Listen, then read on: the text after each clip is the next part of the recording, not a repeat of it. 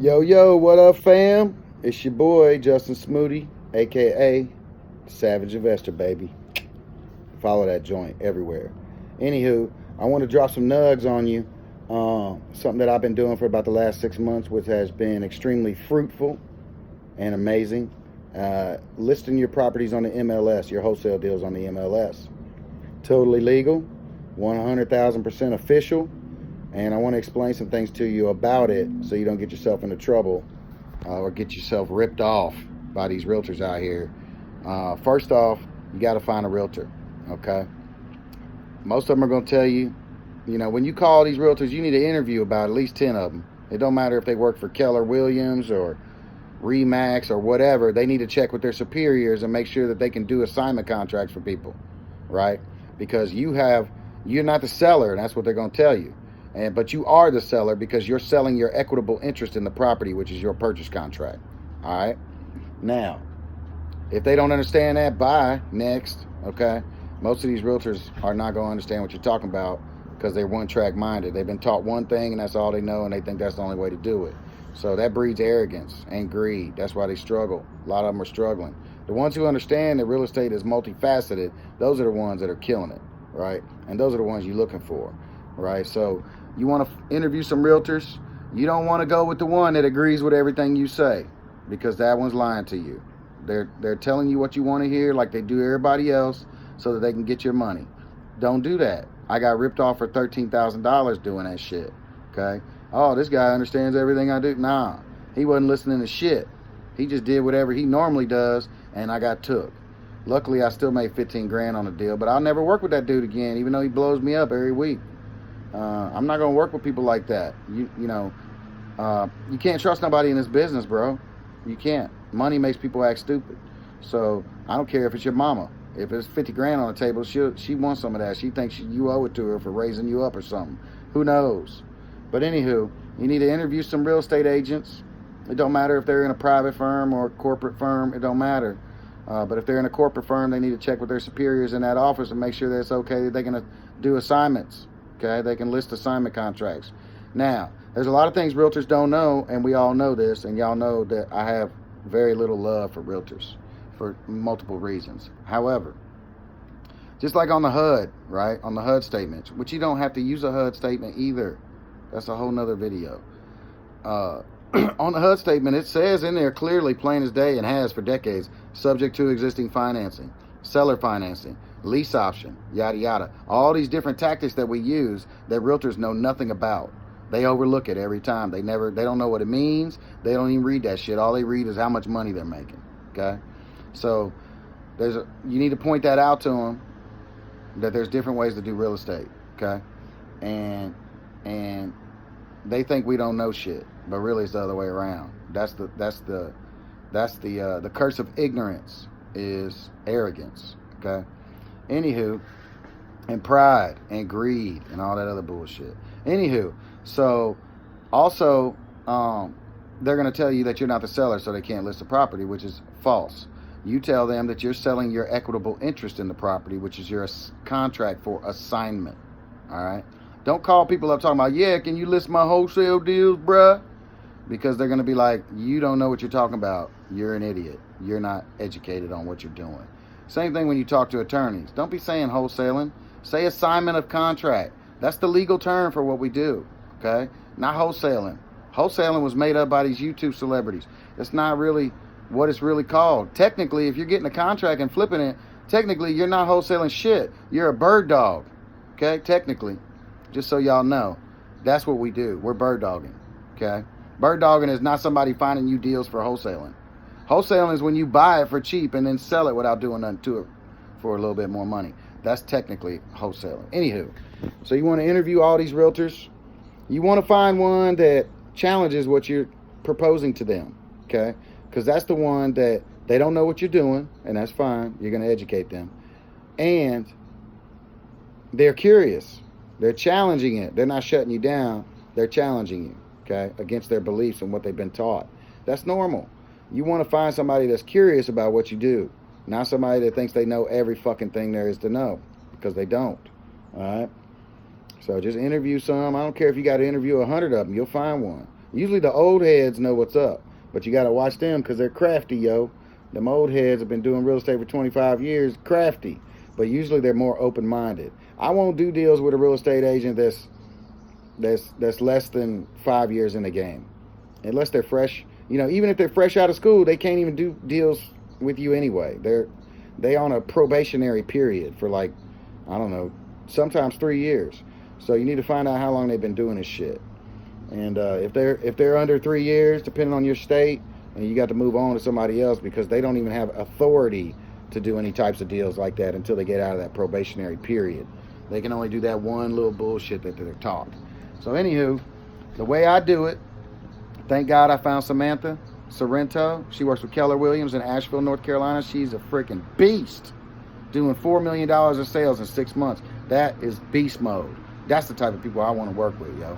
And God bless her and her family. I'm so happy to have come across her. And we work well together. And at first she was stubborn about it too. And now she's like totally open-minded, trying to learn everything. And that's great. All right, that's what you want. But at first you're going to have a little bit of resistance, and that's normal. You just need to fight through it with education, okay? Education is the key, right? Ignorance breeds stupidity, not lack of information. You just need to provide information. And hook them up with your attorney number. Let your attorney explain to them what you do. They'll understand that. They'll trust that. They don't trust you, but they'll trust that. All right?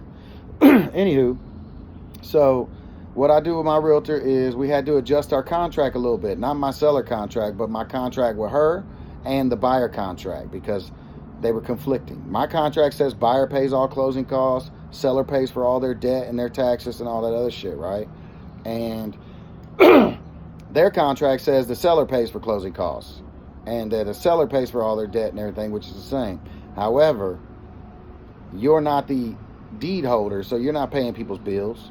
You're not paying people's taxes and shit, right? So what we did is we had my attorney, to make it easier on everybody, and we all agree, he adjusted her contract for her buyer and for me and her, right? That says the end buyer pays the closing costs, non-negotiable, right?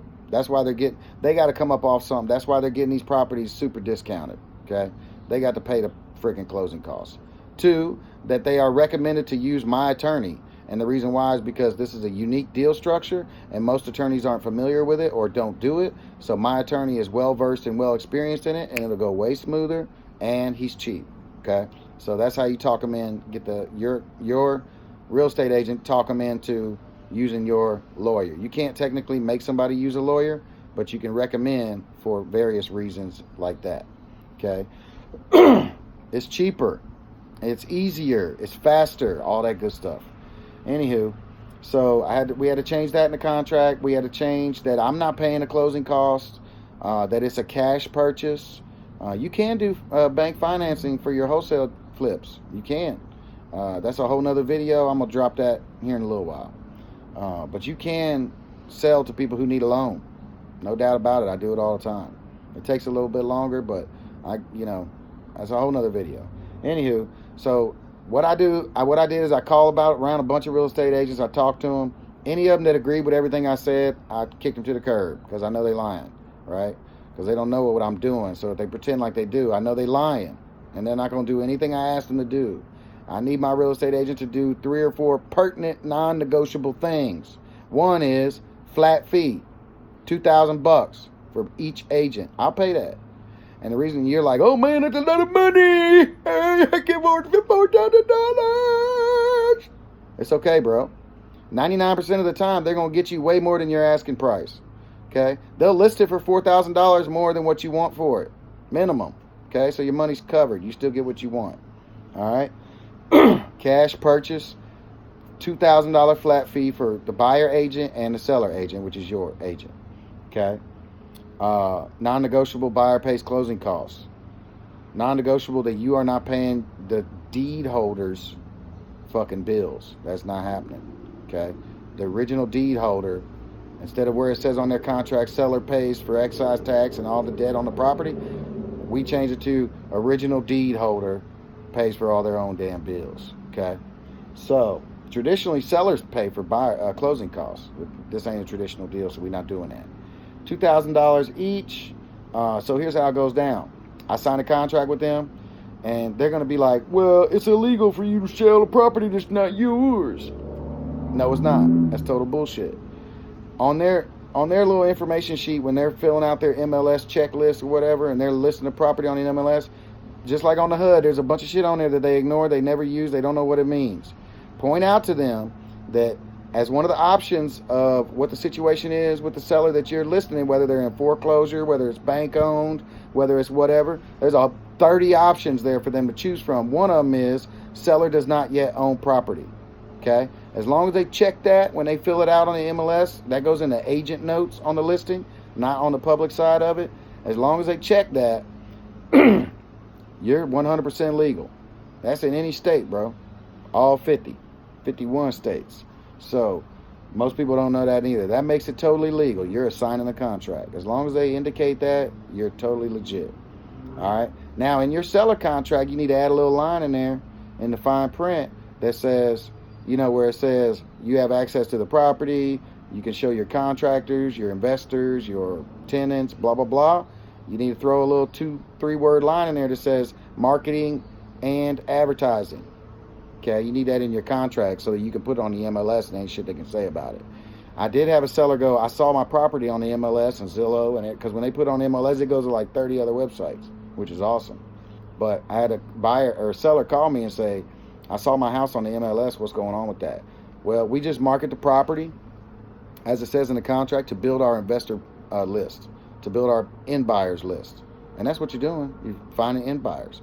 So we just use that as a tactic while we have properties that we're purchasing to bring in new investors and to build our investor pile or our investor network or whatever. And they all were like, oh, okay, that makes perfect sense. And then I turn it around on them like, gotta be smart. You know what I mean? We're always trying to grow. We're always trying to build our investor list and our end buyers list and our contractors list and all this other stuff, right? So it makes perfect sense, and it's true. Technically, it's true. So you're not like lying, okay? Now, when you get these properties under contract with the seller, you need to say certain things, dude. So because you're going to put your real estate agent in a position where they have to defend what they're doing, and if you're lying to these sellers and you're lying to the agents, you're going to look like a dick, right? And nobody's going to want to work with you, and you might end up in court. So you need to tell your sellers, and I've said this before, you need to say we and us, not I and me. When you say we and us, subconsciously, psychologically, you're telling those people, those sellers, that there's more than just you involved in this process. Okay? If they say who's we, you say my investors. Okay? All the people that are on our team, our investors, our contractors, our designers, our agents, yada, yada, yada. Everybody's involved. And that's who I need to show the property to 3 or 4 different times. Okay? So, now, what my agent does, God bless her, is she puts it on the MLS, and when the other agents contact her about a viewing, they want to see it, right? Whether it's vacant or whether it's occupied, she sends me the information for that agent. I call that agent. Hey, how you doing? My name's Justin. I see you want to set up an appointment to view my property that I have under contract for assignment of contract. Okay? Let them know that you're assigning the contract. You need to let that buyer agent know that. And you tell them, that's awesome. I'll be happy to set that up for you, but there's a couple little things I need you to know before we do it, just so everybody's prepared and nobody feels stupid, right? 1, I'm assigning the contract. You need to know that, just me and you. 2, if the seller pops up on you, if it's a vacant house, or when I'm going to set up the showing, if it's occupied, I'm going to set it up. I'm going to let the seller know, hey, I got some of my people that need to come by there and take a look at a couple of things real quick. They'll be in and out of your hair in no time. You tell that buyer agent, just tell the seller if they ask you, who are you? I work with Justin, okay? I work with whoever. I work with you, whatever your name is. And we just need to look at a couple of things and we'll be in and out of here in no time, right? It works every time. Don't worry about it. They're your investors. You let your seller know that they are investors that you work with, and they need to see the property, and you can't schedule everybody on the same day because people are busy and they live all over the place, whatever, right? Which is the truth. So, anyway, that's what you need to be saying, okay? I'm not giving y'all legal advice. I'm just telling y'all what I'm doing, all right? Let's clear that shit up. So if you have to, contact your attorney and link up your attorney and your real estate agent so that they can hash the shit out and your attorney can confirm everything that you're doing is totally legit and legal. All right? As long as they check that box, seller does not own property, it's all legal, baby. Gravy. Good to go. As long as you make sure that they reiterate over and over again to the buyer agent and the buyer it's a cash purchase, they are paying closing costs. That's why they're getting the property so cheap, and that it's an assignment of contract. All right, it's not a traditional deal, and that they should use your attorney because your attorney is well versed in these type of unique deal structures. Okay, and it's cheaper and it's easier. All right, so $2,000 flat fee. God bless my real estate agent. She's always getting me way more than my asking price. Sometimes 15 grand. Okay. But the first time you work with a real estate agent, I don't care how much you like them, they fine, or they tell you everything you want to hear, whatever, you need to have your attorney review that contract before you sign it because they will slip shit in on you. It's 20 pages. You don't know what all that shit's saying. You just need to tell your lawyer, hey, can you read over this real quick and let me know if it says I'm paying a flat fee of $2,000 for each agent, I'm not paying closing costs, and I'm not paying the seller, the original deed holder's debt in any way, shape, or form. Taxes, none of that. That's all. That's the 4 things you need to make clear. Okay, and and at the end, your real estate agent needs to tell the other agent for the buyer that there is a minimum, whatever your down payment is, your deposit. I do $2,000. If it's over 100 grand, I do $3,000. But you got to give them some skin in the game, otherwise they'll back out and run your contract out and then steal your deal. So I make sure that my agent knows for 100% fact that she tells them there's a $2,000 non-refundable down payment. It's only refundable if something's wrong with the title and we can't figure it out. We can't solve it. Okay, something pops up. But most of those things that pop up are solvable. Okay, you just have to do a little legwork, which the real estate agent does all that shit and calls me if I need to intervene and get involved and help get some shit signed or help find something out from the seller or whatever. Okay, your real estate agent does not talk to your seller ever. Neither does the other agent. It's just you. You are the seller selling your equitable interest in the property. You need to let the real estate agents know when you're interviewing them that you're selling your equitable interest in the property so you can technically put it on the MLS, right? But you need to make sure the real estate agent lets them know it's non-refundable for a change of heart. Okay, you need to let your agent know that when they sign that contract with that other agent, whatever you agree on timeline to close, if it's 14 days, that's the length of the contract with the buyer agent. It's not a month. It ain't 20 days. There's no due diligence. There's no inspection period. It's a as-is purchase. They need to make sure that shit is on the contract with the buyer agent as well. As is. That means no inspections. If they want to do an appraisal and shit like that, that's totally up to them if they want to waste their money, but it has no bearing on this deal whatsoever what they pay for it. And they're not doing none of that shit until they get a damn deposit down. Okay? Non-negotiable. Right? Non-refundable deposit, and they put that deposit in a check, right, in your name or your business name. They give that check to you, and then you go cash that joint. Don't spend it, just cash it and make sure it's good. Okay, hold on to it till the deal closes, because if something comes up and for some reason the deal can't be done, you do have to get that money back. But 99.99% of the time, anything that pops up can be handled one way or another, can be negotiated, figured out. All right, whether it's with the seller or, whatever, they have some liens or whatever, all that stuff can be figured out usually. If you're interviewing your sellers properly, then you'll know if there's a bunch of bullshit against the title or not. All right, so you'll know what you're walking into. If you're not asking detailed questions about liens and any judgments against the property and who owns it, who's all on the deed, blah, blah, blah, was there a will, whatever. If you're not asking all them questions, then you're setting yourself up for failure, straight up. But anyway, go find you a realtor, dude. Put your shit on the MLS and make more money. Who cares if you spend $4,000 if you make $10,000 more? Do it. It's awesome. It's by far one of the most effective, best things I started doing in the last 6 months. I don't even have to look for buyers. So what I do is I get my contract with the seller. They ask me how long does it take to close. I don't tell them 30 days. That's stupid. The only reason why you say in 30 days is because you're stupid and you listen to these YouTube celebrities That's not necessary. Most houses, it takes 60 days or longer to close on. Okay, so it's not unusual to take longer than 30 days.